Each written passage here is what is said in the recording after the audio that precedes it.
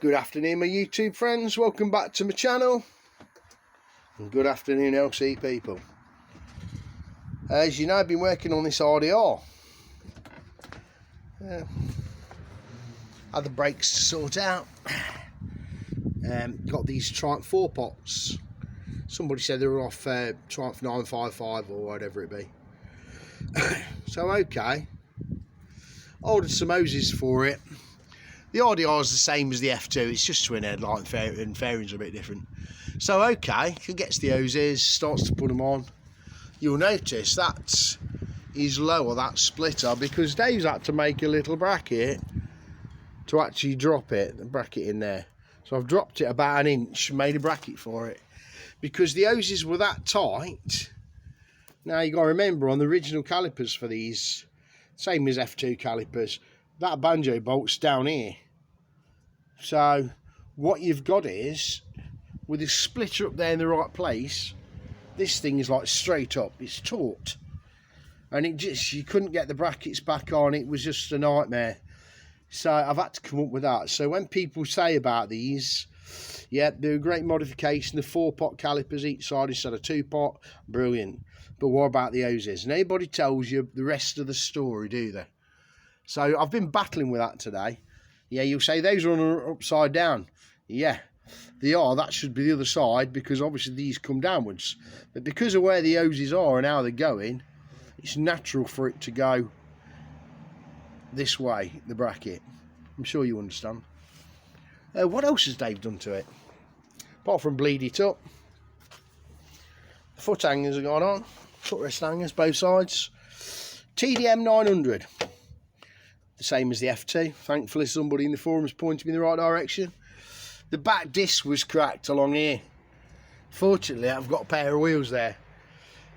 So luckily I had a disc to put on it. The back mudguard's gone on, back indicators. Bit of fettling about with that. It all takes time because, you know, that back framework that all that sits on for the backlight had been cut up and it had been re-welded. And it's in the right sodding state.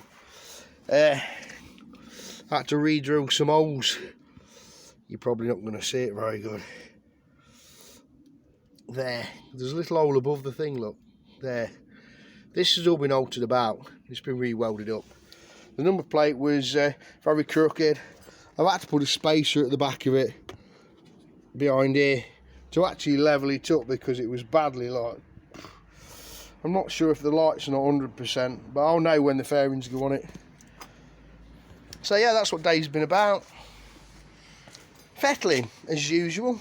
The weather's been kind to me today, so like I say, the foot hangs went on. Back disc got sorted out, front brakes got sorted out. And fettling with the back end there. And that's it for now, that's all I can tell you. I keep ordering parts, I've got some seals on order. These things are bloody weeping. So it wants fork seals and oil going in it. But we're getting somewhere. Here's one for you. This handle, look, that lets the seat come up. The seat catches. So okay, that handle will bend, so I straighten him out. The other one was bent that side. Tried to straighten him out. And you know, these things, they've altered the design. They've got rivets in there now, look. They used to be screws and you could take them out, strip it and service it. But this one's broke. So it's all like... So I've got to drill, tap it and do something to be able to strip it and service it. That's how it's been cheapened up in the last of the production models of these YPVSs. This is what I've come across.